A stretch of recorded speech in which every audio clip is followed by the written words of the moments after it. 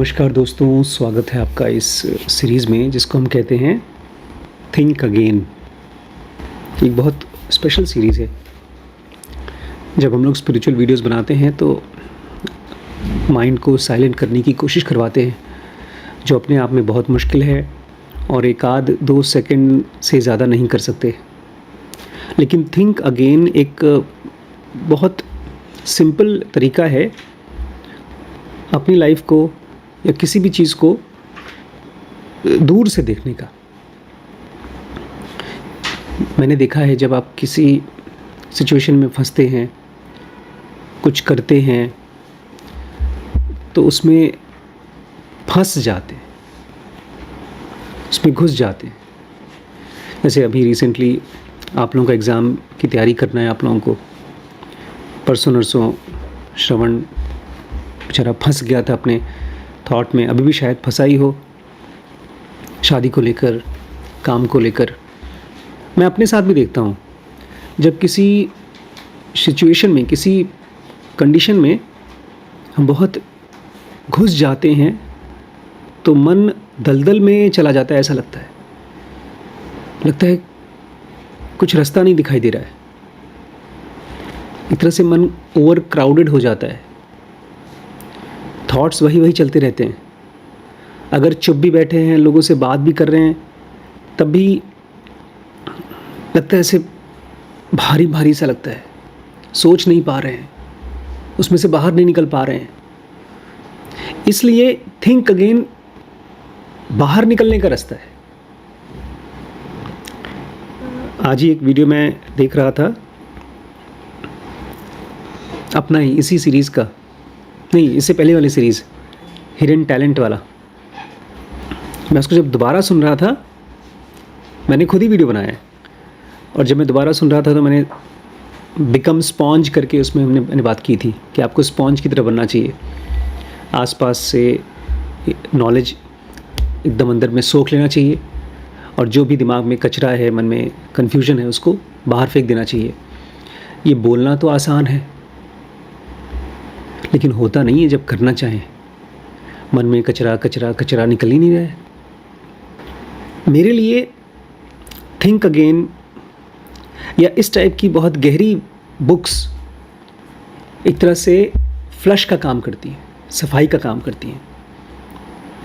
आप जब कुछ गहरी ज्ञान, खाली शब्द नहीं ज्ञान लेते हैं, तो कुछ देर के लिए आपका माइंड उन मानसिक दलदलों से, झंझटों से फ्री हो जाता है। ऐसा तब भी होता है जब हम लोग फिल्में देखते हैं, कहीं घूमने जाते हैं, तब भी उस समय हमारा माइंड कुछ देर के लिए फ्रेश हो जाता है, हम बोलते हैं। इसलिए हम लोग रोज़ कुछ न कुछ टाइम पास करने जाते हैं। कहीं ऐसे ही चाट टिक्की खाने जा रहे हैं, कहीं दोस्तों के साथ घूमने जा रहे हैं, लेकिन उसमें माइंड को गहरे से सोचना, चीज़ों को दूर से देखना, ये नहीं समझ में आता। थिंक अगेन वो लोग ज़्यादा करते हैं जो साइंटिस्ट्स होते हैं। हम और आप तो अपनी रोज़मर्रा की कॉमन प्रॉब्लम्स से जूझते हैं, वो लोग ऐसी प्रॉब्लम्स से जूझते हैं जो पूरी इंसानियत के लिए नई है। कोविड तो हमारे सामने हुआ, जिसके घर में कोई मरा है वही परेशान होगा, वही खोजता होगा कि काश दवाई मिल जाती। बड़ी बड़ी बीमारियों की इलाज खोजना, ये काम ऑलमोस्ट इम्पॉसिबल सा है। इसके लिए मन को थिंक अगेन करना पड़ेगा, सीखना चाहिए। थिंक अगेन मतलब आप फिर से उस चीज़ के बारे में सोच रहे हैं, फिर से। और फिलहाल जो हम चैप्टर पढ़ रहे हैं उसका नाम है bad blood on diamond.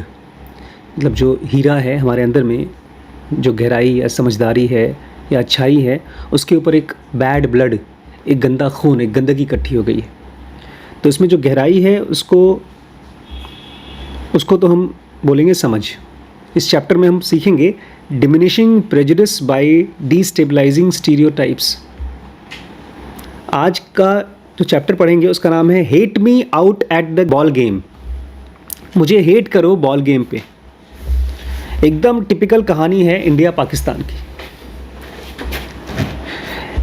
India Pakistan जानते हैं ना, इंडिया पाकिस्तान का जब मैच होता है तो खूब लोग घृणा करते हैं। दो टीम्स के बारे में बताया गया है। अमेरिका में बेसबॉल का गेम होता है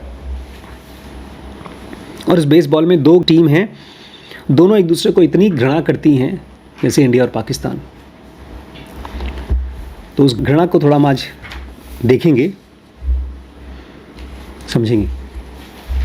मैंने कहा ना, जब दूसरों की किसी हरकत को देखते हैं तो अचानक से हमें अपनी हरकत दिखना शुरू हो जाती है। अपनी घृणा नहीं दिखाई देगी, हमारी हेटरेड हमको समझ में आएगी, यार ये आदमी प्यार के लायक है नहीं तो क्या प्यार करूं इसको। जब हम किसी को हेट करते हैं तो हेट नहीं लगती, हमको लगता है वो आदमी डिज़र्व करता है, वो इसी के लायक है। लेकिन जब दूसरे को देखते हैं कोई किसी को मार रहा है, हेट कर रहा है, तो हमको लगता है अरे क्या कर रहा है यार, तो गलत है। तो इसलिए ज़रूरी है कि हम इस तरह की चीज़ों को पढ़ें। ये एक्चुअली हुआ है, होता रहता है। यांकीज़ सक, यांकीज़ सक, यांकीज़ टीम का नाम है और सक मतलब बेकार है। ये लोग यांकी वाले लोग बेकार हैं। एक तरह से इंडिया वाले अगर बोलें पाकिस्तान बेकार है, पाकिस्तान बेकार है, ऐसा कुछ। It was summer night at Fenway Park, my first and only time at Boston Red Sox baseball game. ये गर्मियों का टाइम था, रात का समय है। फेनवे पार्क एक जगह है जहाँ पर मैं पहली बार, बस एक ही बार, बॉस्टन रेड सॉक्स का बेसबॉल गेम देखने गया था। बेसबॉल क्रिकेट की तरह होता है, लेकिन उसमें अलग टाइप का रूल है। आप बॉल बैट से मारेंगे और रन सीधे आगे पीछे नहीं लेना होता, उसमें गोल रन लेना होता है। अकेले चल के वापस यहाँ तक आ गए तो आपका 1 रन, और अगर बाहर फेंक दिया तो होम रन, ऐसा कुछ होता है। तो वो गेम देखने आए थे भाई साहब।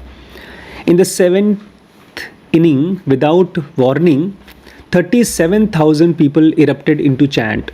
बोलते हैं 7वां इनिंग चल रहा था और बिना किसी वार्निंग के 37,000 लोग जो मैदान में ऊपर बैठे हुए थे वो चिल्लाने लगे बिना किसी वार्निंग के। ऐसे ही the entire stadium was dissing the New York Yankees in perfect harmony. पूरा का पूरा जो वहाँ का स्टेडियम था, वहाँ जो लोग बैठे थे, वो न्यूयॉर्क के यांकीज़ को, की जो टीम थी, उसके अगेंस्ट डिसिंग करने लगे। डिसिंग मतलब उसकी बुराई करने लगे, गालियाँ देने लगे। I knew the two team had a century long rivalry widely viewed as most heated in all American professional sports. Author कहते हैं मुझे पता था ये दोनों टीम के बीच में राइवलरी है, दुश्मनी है, अमेरिकन प्रोफेशनल स्पोर्ट्स में सबसे ज़्यादा। जैसे इंडिया पाकिस्तान की दुश्मनी तब से चल रही है जब से इंडिया पाकिस्तान अलग हुआ है 1947 में, तब से लेकर आज तक चल रही है। ऐसे ही यहाँ पर भी अमेरिका की स्पोर्ट्स हिस्ट्री में ये दोनों टीम एक दूसरे को सबसे ज़्यादा घृणा करती थी, मुझे पता था। I took it for granted that Boston fans would root against the Yankees. तो एक तरफ तो यांकीज़ थे और दूसरी तरफ बॉस्टन। ऑथर कह रहे मुझे पता था कि बॉस्टन्स के जो फ़ैन हैं वो यांकीज़ की बुराई करेंगे। I just didn't expect it to happen that day because the Yankees weren't even there.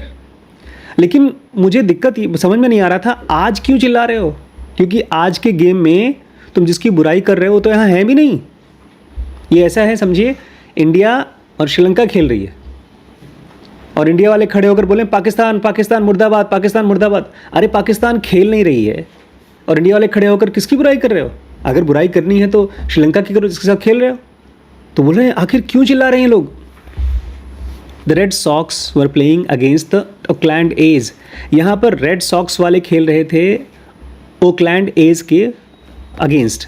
The Red Sox were playing against the Oaklands A. The Boston fans were booing a team that was hundreds of miles away. ये दो team हैं, Red Sox और Oakland, और यहाँ Boston के fans बू कर रहे हैं यांकीज़ को जो यहाँ नहीं है, सैकड़ों मील दूर है। It was as if Burger King fans were going head to head against Wendy's in a taste test and started chanting McDonald's sucks. Example दे रहे हैं कि ऐसे ही जैसे कि कोई आदमी एक होटल में गया है, बर्गर किंग में बर्गर खाते हैं और वहाँ पर खड़े होकर के विंडीज़ की कोई ब्रांच है उसकी बुराई कर रहे हैं, कोई और ही ब्रांड। या इसको समझे, कार में आप मारुति की शोरूम में जाएं और वहाँ पर मारुति की बुराई न करें, टाटा की बुराई करें। अरे मारुति की शोरूम में टाटा की बुराई काहे कर रहे हो? लेकिन कर रहे हैं। अब शोरूम में इसको सोचना थोड़ा मुश्किल है क्योंकि शोरूम में इकट्ठे होकर लोग नहीं आते, लेकिन फिर भी यहाँ पर स्टेडियम में बुराई हो रही है और ऐसे लोगों की बुराई हो रही है जो सामने सुनने वाला है ही नहीं। I started to wonder if Red Sox fans hate the Yankees more than they love their own team. Author कह रहे हैं मैंने सोचना शुरू कर दिया कि ऐसा है क्या कि रेड सॉक्स के जो फैंस हैं, जो रेड सॉक्स टीम्स हैं, उनकी जो फैंस हैं, क्या ये यांकीज़ को ज़्यादा घृणा करते हैं अपनी टीम को प्यार करने से? बिकॉज उस दिन जो गेम चल रहा था, एक तरफ रेड सॉक्स वाले थे और दूसरी तरफ ओकलैंड वाले।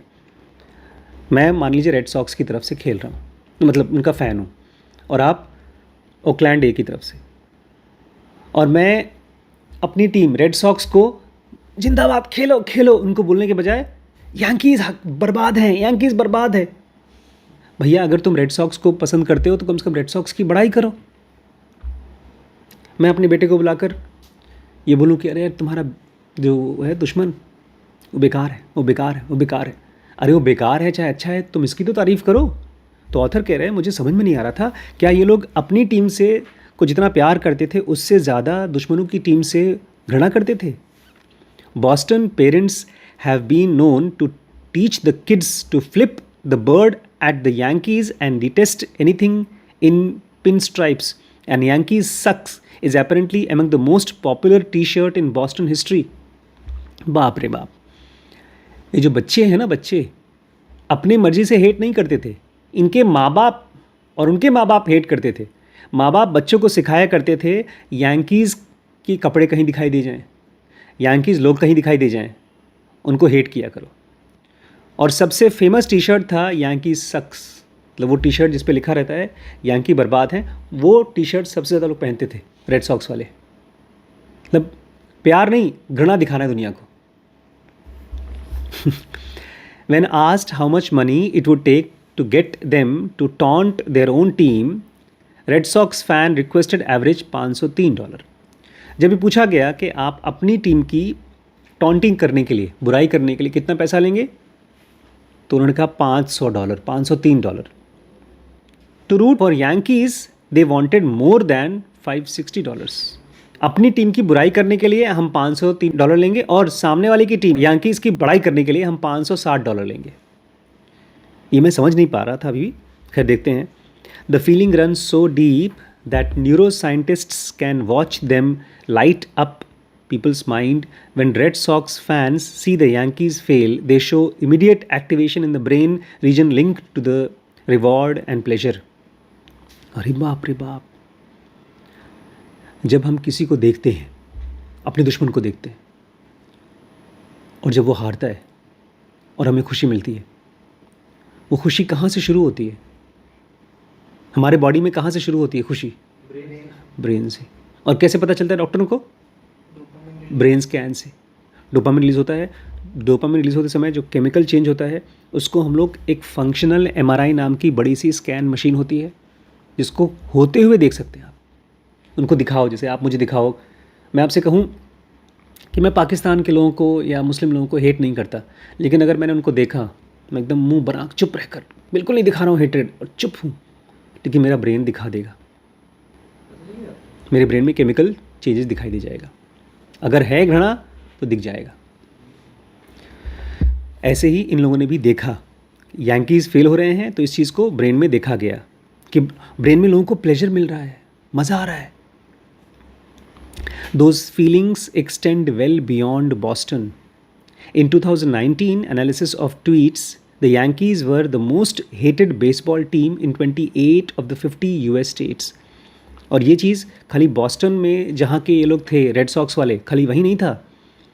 2019 में यांकीज़ की जो टीम थी वो यूएस के 28 स्टेट्स में मोस्ट हेटेड टीम थी, पसंद नहीं करते थे लोग, विच में explain the popularity of the T shirt. और इसीलिए जो कपड़े बनाने वाली कंपनीज थी, पैसा कमाने के लिए, ढेर सारा पैसा कमाने के लिए ये टी शर्ट बनवाया था। नीचे लिखा है, mommy told me never to talk to strangers और यांकी फैंस। क्या कहा है मम्मी ने? कभी उनसे बात मत करना यांकीज़ फैन से, और या फिर दो लोगों से कभी बात मत करना, अजनबी लोगों से मत बात करना क्योंकि तुम्हें उठा के लेके चले जाएंगे, और दूसरा किससे? Yankees fan. यांकीज़ से मत बात करना। एक तरह से टी शर्ट्स है, बिना बोले मैं बता रहा हूँ, यांकीज़ तुम किसी लायक नहीं हो। इसकी टी शर्ट सबसे ज़्यादा बिकी है. I recently called a friend who's a die-hard Red Sox fan with a simple question: what would it take to get him to root for Yankees? Without pausing, he said, if they are playing Al Qaeda, maybe. अल कायदा जानते हैं? अल कायदा नहीं पता? वो ISIS की मतलब जो टेररिस्ट जो होते हैं वो उनकी टीम है अल-कायदा की. एक टेररिस्ट का नाम बताइए जिसको अमेरिकन गवर्नमेंट ने उसके घर में घुस करके मारा. उसके ऊपर फिल्म बनी है. वो टेररिस्ट इन्वॉल्व था ये जो ट्विन टावर पता है? कौन सा था? 9/11 पता है? इसको नहीं पता. 9/11 में क्या हुआ था? वहाँ आतंकवादी ने बम ब्लास्ट किया. खूब बड़ी बिल्डिंग, बहुत बड़ी बिल्डिंग, मतलब अमेरिका की जो सबसे बड़ी बिल्डिंग है ट्विन टावर बोलते हैं, उसमें 2 या 3 हज़ार लोग बिल्डिंग में थे. अलकायदा ग्रुप के टेररिस्ट लोगों ने हवाई जहाज़ लेकर के उन दोनों बिल्डिंगों में टकरा दिया. पूरी बिल्डिंग, उसके अंदर बम रखा था, पूरी बिल्डिंग नीचे गिर गई, टूट गई, फट गई, बहुत से लोग मरे थे. जब वॉर होती है तो और ज़्यादा लोग मरते हैं, लेकिन अमेरिका के लिए इतनी शॉकिंग चीज़ थी कि हमारे घर के अंदर घुस करके अलकायदा वाले, यहाँ आपके जो मुस्लिम कंट्रीज़ नहीं है गल्फ़ में, ईरान, इराक वगैरह यहाँ पर थे, यहाँ से उन्होंने उसको भेजा था. इसकी बहुत पुरानी कहानी है, लड़ाइयाँ चल रही हैं. और इसका जो मेन टेररिस्ट था उसका नाम Osama bin Laden. Osama bin Laden को खोज के इन लोगों ने उसके घर में अमेरिका से अपने सोल्जर्स भेजे और उसको पकड़ करके मारा. और जिस समय वो चल रहा था उसकी पूरी फिल्म बना करके वहाँ पर यूएस के प्रेसिडेंट देख रहे थे. यहाँ कैमरा लगा करके ये लोग जा रहे थे, उसके घर में घुस करके पकड़ करके मारा. और पूरी रिकॉर्डिंग वहाँ पर हमारे ओबामा उस समय देख रहे थे. तो इन लोगों को पूछा गया कि रेड सॉक्स वालों को कि यार अगर यांकीज़ को तुम्हें दोस्ती करनी हो तो कोई ऐसा वजह बताओ कि तुम उनको अच्छा बोलोगे, उनकी तारीफ़ करोगे, कब करोगे? तो बोलते हैं if they are playing al Qaeda maybe. बोलते हैं अगर अलकायदा के ख़िलाफ़ लड़ाई करेंगे तो हम उनके साथ दोस्ती कर लेंगे. मतलब अलकायदा दुनिया का सबसे बड़ा दुश्मन है भाई. वो अमेरिका को टेररिज्म कर रहा है, लोगों को मार रहा है, तब जा कर के हम प्यार करेंगे. मतलब दुश्मन का जब मतलब खराब से खराब कंडीशन में हम उनको, अदरवाइज़ हमारे पास कोई ऑप्शन नहीं कि हम उनको लाइक नहीं करेंगे, लाइक कभी नहीं करेंगे. It's one thing to love your team, it's another to hate your rival so much that you would consider rooting for terrorist to crush them. अभी जब हम रोज़ काम धाम करते हैं ना आपस में, जिससे में बड़े खुश होते हैं तो सब अच्छे लगते हैं, सब कुछ अच्छा लगता है. जब दुखी होते हैं तो खाली हमारे आसपास के लोग भी अच्छे लगते हैं, बाकी सब दुश्मन लगते हैं. जब बहुत दुखी होते हैं तब सब दुश्मन लगते हैं. ऑथर कह रहे हैं ये एक चीज़ है कि आप अपनी टीम को प्यार करते हैं, लेकिन ये दूसरी चीज़ है, it is another to hate your tribal so much that you consider rooting for terrorist to crush them. कि आप अपने दुश्मनों को इतना ज़्यादा हेट करते हैं कि आप अलकायदा को रूट कर रहे हो कि अलकायदा वाले आके उनको मार दें. घरों में होता है. एक बहुत सिंपल सी इंडिया की फेमस कहानी है महाभारत की. कौन कौन लड़ रहा था? भाई भाई, जैसे आप दोनों लड़े आपस में. चचेरे भाई, मैं और मेरा भाई नहीं, अगर लड़े आप, हम लोगों को लगता है कि हम नहीं लड़ेंगे, लेकिन जब कहीं पर कोई 2 भाई लड़ रहे हैं तो अगर उनके साथ हो सकता है तो हमारे साथ भी हो सकता है. इसलिए तो सिगरेट पीने के लिए मना किया जाता है, क्योंकि सिगरेट पीने से अगर किसी और को कैंसर हो रहा है तो मुझे भी हो सकता है. If you despise a particular sports team and its fans, you are harbouring some strong opinion about a group of people.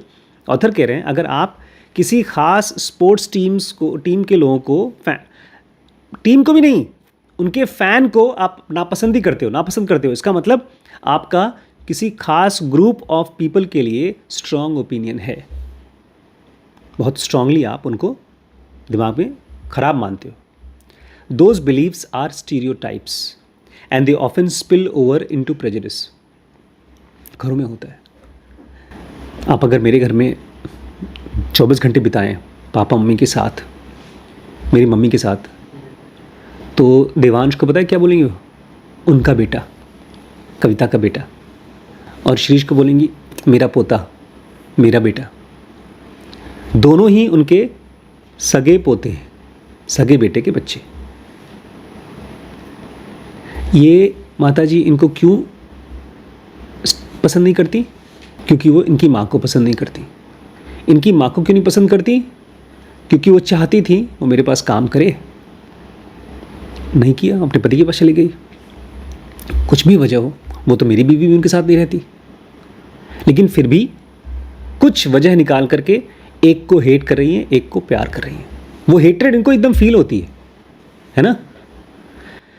कह रहे हैं those beliefs are stereotype and they often spill over into prejudice. ये stereotype है। Stereotype मतलब आपके विचार हैं, लेकिन धीरे धीरे ये विचार बन जाते हैं prejudice.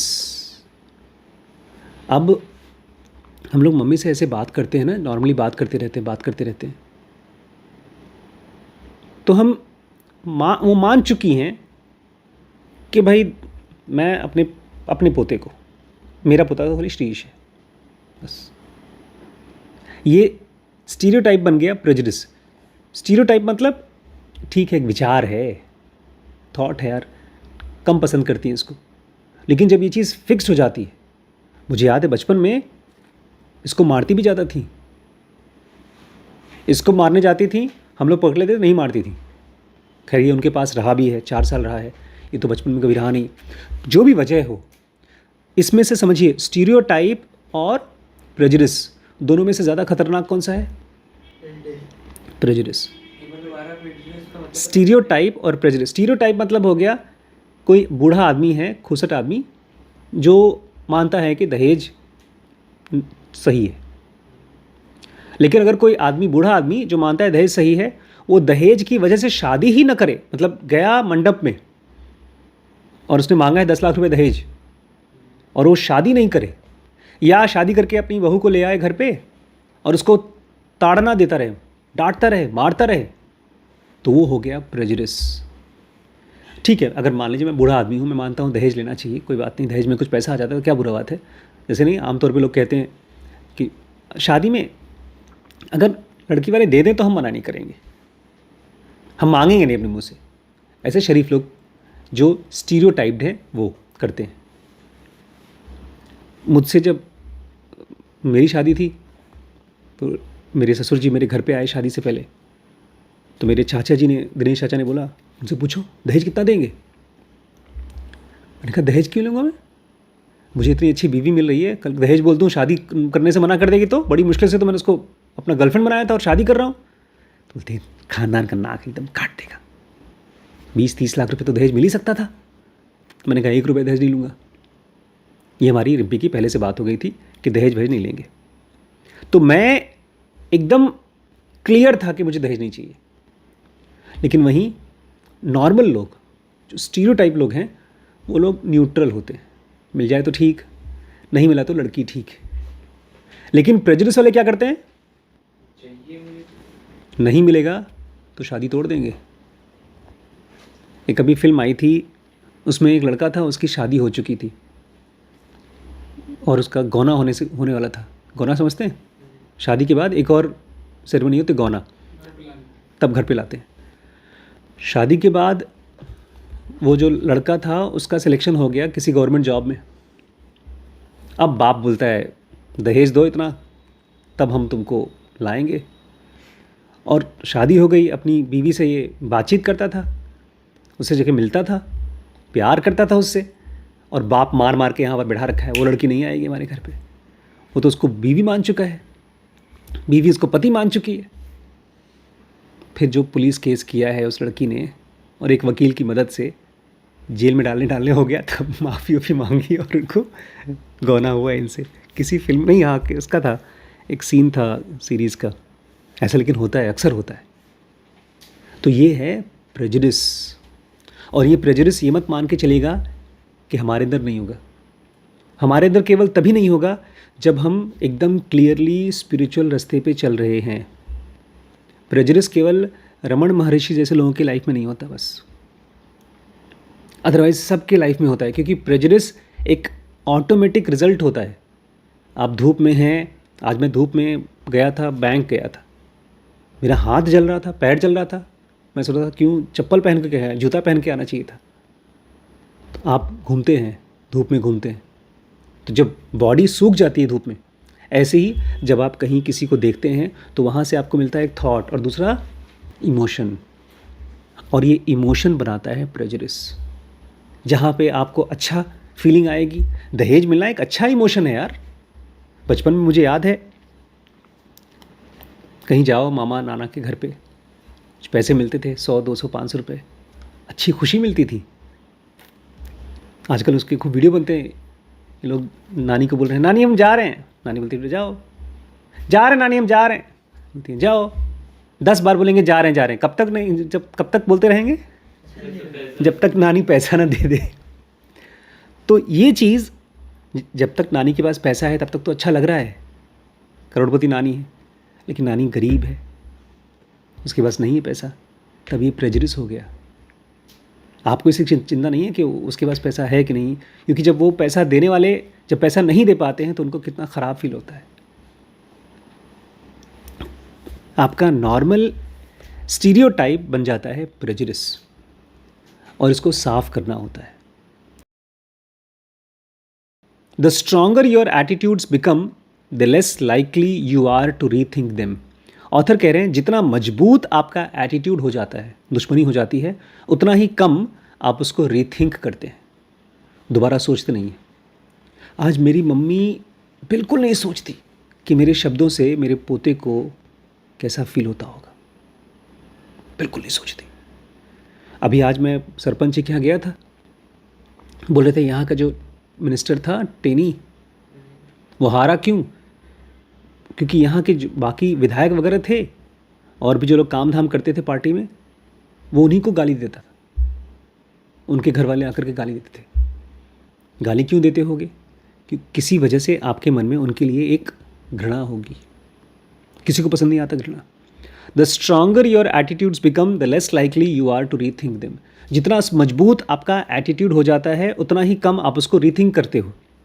Rivalries aren't quite unique in sports, और ये बात केवल खेल कूद में नहीं होता। Rivalry exists whenever we reserve special animosity for a group we see as competing with us for resources or threatening our identities। ये जो दुश्मनी होती है खाली खेल कूद में नहीं होती, ये हर उस जगह पे होती है जहाँ पर मैं हूँ और मेरे बगल में एक और कंपटीशन में है, और हम सब compete कर रहे हैं रिसोर्सेज के लिए। रिसोर्सेज मतलब जो आसपास के लोग हैं, दो भाइयों में दुश्मनी क्यों होती है, जमीन को लेकर, ज़मीन को लेकर, पैसे को लेकर। अगर वो ना हो तो अच्छी दोस्ती हो जाएगी। तो जहाँ कहीं पर भी रिसोर्स या आइडेंटिटीज़ थ्रेटन हो रही हैं वहाँ पर दुश्मनी हो जाती है। In business the rivalry between footwear companies like Puma and Adidas was so intense that for generations families self-segregated based on their alliances to the brand. They went to different bakeries, pubs and shops, even refused to date people who work for rival firms। कह रहे हैं ऐसी ही दुश्मनी Puma और Adidas company, जूते की company थी। जो लोग पूमा के जूते पहनते थे वो लोग एडिडास के जूते पहनने वालों को हेट करते थे। एडिडास वाले दूसरे पब में जाएंगे, पूमा वाले दूसरे पब में जाएंगे शराब पीने के लिए। वो दूसरी दुकान में खाना खाएंगे, हम दूसरी दुकान में खाना खाएंगे। वो दूसरी दुकान में कपड़ा खरीदेंगे, हम दूसरी दुकान में खरीदेंगे। यहाँ तक कि अगर मैं पूमा कंपनी का जूता पहनता हूँ और तुम एडिडास की, तो हम दोनों प्यार नहीं करेंगे, हमारे बीच में कोई रिश्ता नहीं हो सकता। In politics, you probably know some Democrats who view Republicans as being greedy, ignorant, heartless, and cretins, and some Republicans who regard Democrats as lazy, dishonest, hypersensitive snowflakes। कह रहे हैं पॉलिटिक्स में भी आप देखिए, कुछ लोग होंगे जैसे हमारे यहाँ बीजेपी और कांग्रेस हैं। अगर मैं बीजेपी का हूँ तो मैं बोलूँगा जो कांग्रेस वाले हैं वो सब लालची, एक इग्नोरेंट, अज्ञानी और निर्दयी लोग हैं। और वहीं पर कांग्रेस वाले बीजेपी को क्या बोलेंगे, आलसी, बेईमान, अकलहीन, केवल इसलिए क्योंकि आप दूसरी पार्टी में हो। लेकिन जो शातिर खिलाड़ी होते हैं वो दल पलटू होते हैं। अभी पता है क्या हुआ? बीजेपी को मिले हैं 240 सीटें मिली हैं, 272 सीटें मिलनी चाहिए थी। 2 कैंडिडेट ऐसे हैं जो जीत गए जो बीजेपी से नहीं थे। एक हैं, अभी भी हैं, चंद्रबाबू नायडू, और दूसरे नीतीश कुमार बिहार के। ये दोनों जीत गए। वीडियो में दिखा रहे थे पहले के, अब इलेक्शन से पहले हमारे मोदी जी क्या बोल रहे थे? चंद्रबाबू नायडू एक हमारे सीनियर हैं चोरी करने में, घपला करने में, और इस तरह के ढेर सारी बुराइयां पब्लिक में वीडियो में बोला है। और अब उनके साथ में हाथ मिलाकर, क्योंकि अगर वो साथ में नहीं रहेंगे तो 272 सीट नहीं होगी, जीत नहीं पाएंगे। एक फ़ोटो भी आई है, ऐसे मुंह लटकाए पड़े हैं, और उधर में नीतीश कुमार और वहाँ चंद्रबाबू नायडू बैठे हैं। क्या करें, दुश्मन से हाथ मिलाना पड़ रहा है। As stereotypes stick and prejudices deepen, we don't just identify with our own group, we disidentify with our adversaries, coming to define who we are by what we are not. कह रहे हैं जैसे जैसे स्टीरियोटाइप चिपकता जाता है हमारे साथ, prejudice और गहरा होते जाता है, हम केवल अपने आप को उस चीज़ के साथ नहीं जोड़ते हैं जो हम हैं, हम उससे भी अपने आप को जोड़ते हैं कि हम क्या नहीं हैं। ठाकुरों के ख़ानदान को जानते हो तुम? मुझे बचपन में हमारे गांव में अभी भी लोग यहाँ पर चुटिया बनाते हैं, ब्राह्मण लोग चुटिया बनाते हैं लंबी लंबी बनाकर। मुझे बड़ी शर्म आती थी। 1-2 बार हमारे गांव में जब गए, चाचा ताऊ लोग बोलते, ये क्या है, काटती हो चुटिया? और प्लस मुझे ये जनेऊ पहनने में बड़ी शर्म आती थी। उसको कान में लगाओ और फिर उसको चलो धो, क्योंकि रोज़ पसीना बदबू आ जाता है। मैंने निकाल के फेंक दिया। लेकिन जो लोग ब्राह्मण हैं वो लोग मानते हैं कि ये हमारे लिए बहुत बड़ी चीज़ है। लेकिन इतना ही नहीं, ब्राह्मण अपने आप को, मतलब जो लोग, हम लोग अपने आप को, कोई भी इंसान अपने आप को केवल उससे नहीं जोड़ता है जो वो है, मैं ब्राह्मण हूँ, हम उससे भी जोड़ते हैं जो हम नहीं हैं। तुम जानते हो हम मांस मछली नहीं खाते, इसलिए हम अच्छे हैं। We just don't preach the virtues of our side. We find self-worth in prosecuting the vices of our rivals. यहाँ पर 3 लोगों के बारे में हमने बात की थी। जब भी हम दिमाग में कुछ गलत बात को सच मानते हैं, हाँ, प्रीचर और तीसरा प्रीचर, प्रोसिक्यूटर और साइंटिस्ट तो समझदार वाला है, पॉलिटिशियन। ये हम सबके दिमाग में बैठा है। जब भी हमारी कोई बात जो हम ही बिलीव करते हैं, सच हो चाहे झूठ, उसको हम प्रीच करते हैं। प्रीच मतलब भाषण देते हैं, ज्ञान देते हैं। और सामने वाला कुछ बोलेगा तो उसको हम उसमें गलतियां निकालते हैं, वकील बन जाते हैं, प्रोसिक्यूट करते हैं। और अगर फिर भी लोग हमारी बात नहीं मानते तो हम पॉलिटिशियन बन जाते हैं, नेता बन जाते हैं। अरे तुम भी बोलो, तुम भी बोलो। तो ऑथर कह रहे हैं, we don't just preach virtues of our side. केवल हमारी अच्छाई बोलना हो तो खाली इतना नहीं करते। We find self worth in prosecuting the vices of the other rivals.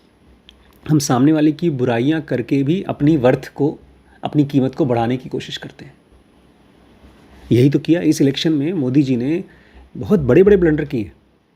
उन्होंने बोला कि जितने मुस्लिम हैं, नहीं, वो उनके लिए बोले थे, ममता बनर्जी के लिए, कि वो श्रावण के महीने में मांस खा रही हैं।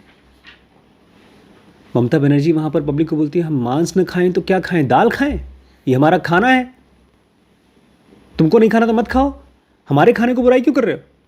हम तो सैकड़ों सालों से खाते रहे हैं, बंगाल में मछली खाते हैं लोग, और ये बोल रहे थे तो मछली खराब है तुम्हारी, नहीं खाना चाहिए। तो हम अपनी तारीफ़ करते हैं, अपनी चीज़ें अच्छाई बताते हैं, साथ ही साथ हम सामने वाले की बुराई करके भी अपने आप को पहचानवाते हैं लोगों को। When people hold prejudice towards a rival group, they are often willing to do whatever it takes to elevate their own group and undermine their rivals, even if it means doing harm or going wrong. जब हम किसी के लिए prejudice अपने मन में, पूर्वाग्रह अपने मन में पकड़ के रखते हैं, तो हम कुछ भी करने को तैयार हैं। अपने आप को ऊंचा दिखाने के लिए हम सामने वाले को नुकसान भी पहुंचाने को तैयार हैं, गलत भी करने को तैयार हैं। अगर मान लीजिए मैं किसी मुस्लिम को पसंद नहीं करता, तो मैं जाकर के उसको फर्जी FIR कर दूंगा, गलत केस लगा दूंगा। We see people cross those lines regularly in sports rivalries. और ऑथर कह रहे हैं इस चीज़ को हमने स्पोर्ट्स में तो हमने एकदम साफ साफ देखा है। Aggression x tends well beyond the playing field. ये जो गुस्सा है खेल के मैदान से बाहर भी जाता है। From Barcelona to Brazil, fist fights frequently break out between soccer fans. Barcelona से लेकर ब्राज़ील तक में लोग घूंसा करते हैं। जो सॉकर के फैंस हैं, फुटबॉल के फैंस हैं, वो लोग वहाँ तो एक दूसरे को हुड़दंग करते हैं, तू बुरा, तू बुरा, लेकिन जब बाहर मिलते हैं तो लड़ाई करते हैं, मारपीट करते हैं। Cheating scandals are rampant too and they aren't limited to athletes और कोचेस। चीटिंग और स्कैंडल, बड़े बड़े स्कैम, ये भी बड़े ढेर सारे होते हैं। चाहे एथलीट हो, मतलब खिलाड़ी हो, या कोचेस हो, खूब चीटिंग करते हैं। When students at the Ohio State University were paid to participate in an experiment, they learned that if they were willing to lie to a student from different schools, their own pay would double and the other students' compensation would be cut in half. The odds of lying quadrupled if the students attended the University of Michigan, their biggest rival rather than Berkeley or Virginia. एक बड़ा अच्छा सा psychological test हुआ Ohio state university में। उनको बोला गया, देखो अगर तुम झूठ बोल दो, सामने एक यूनिवर्सिटी है उसके बारे में झूठ बोल दो, तो तुमको डबल पैसे मिलेंगे।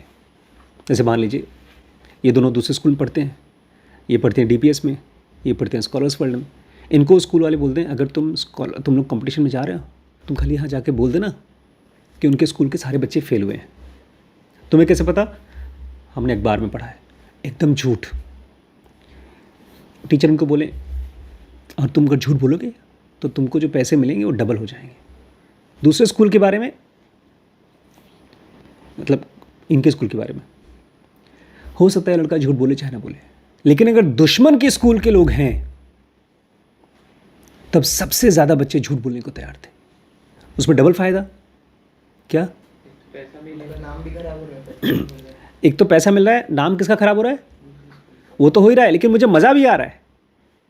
जिसको मैं हेट करता हूँ उसकी बुराई करके मुझे पैसा कमाने को मिल रहा है। ये तो ऐसा है जैसे किसी दुश्मन को बुला दिया जाए और बोल दिया जाए अगर उसको तुम 4 झापड़ मारोगे तो तुमको 4 रसगुल्ले मिलेंगे। उसको तो मैं वैसे ही 4 झापड़ मारने को तैयार था, यहाँ तो झापड़ मारने का रसगुल्ला भी मिलेगा हमको। हम सामने वाले को नुकसान भी करने को तैयार हैं अपने आप को अच्छा फील कराने को। लास्ट क्वेश्चन है, why do people form stereotypes about rival groups in the first place? ऐसा क्यों होता है कि हम लोग स्टीरियोटाइप बना लेते हैं, अपने फिक्स्ड विचार बना लेते हैं राइवल ग्रुप्स के बारे में, दुश्मनों के बारे में? And what does it take to get them to rethink them? और हम कैसे उनको अपने इस स्टीरियोटाइप को रीथिंक करवा सकते हैं? कैसे हम उनको दिखाएं कि ये सही नहीं है, इसमें से निकलो? तो उसका आंसर है कल फिटिंग इन स्टैंडिंग आउट में। आज की क्लास समझ में आ गई?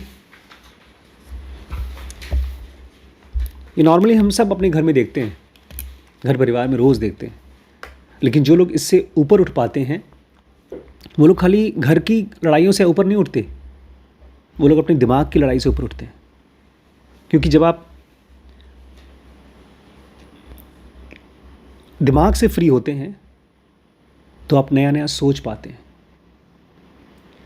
नहीं तो हम नॉर्मली क्या सोचते हैं, हम कहीं जा रहे हैं, हम अपने घर वालों के बारे में सोच रहे हैं या अपने दुश्मनों के बारे में सोच रहे हैं।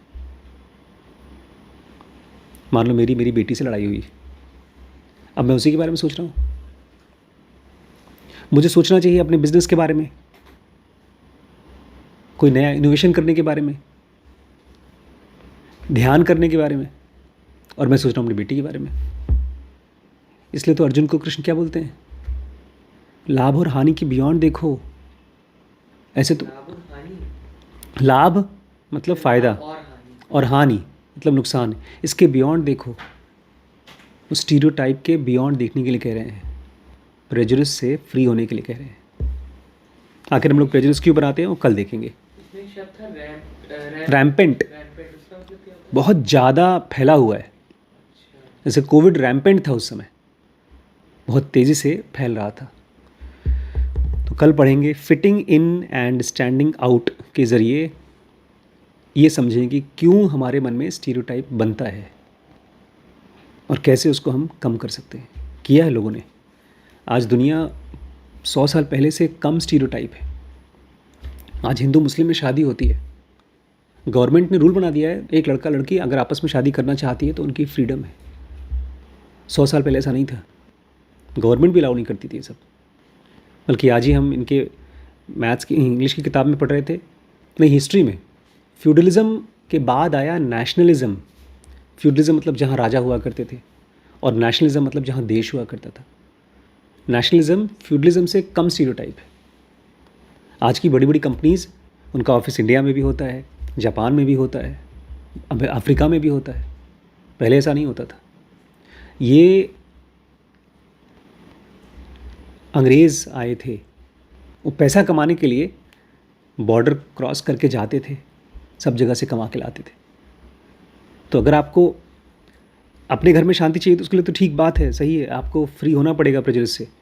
लेकिन अगर आप सक्सेसफुल भी होना चाहते हैं तो भी आपको प्रेजुडिस से फ्री होना पड़ेगा। पहचानना पड़ेगा कि ये मेरा प्रेजुडिस है और ये मुझे रोक रहा है खुश होने में, सक्सेसफुल होने में। कल पढ़ते हैं और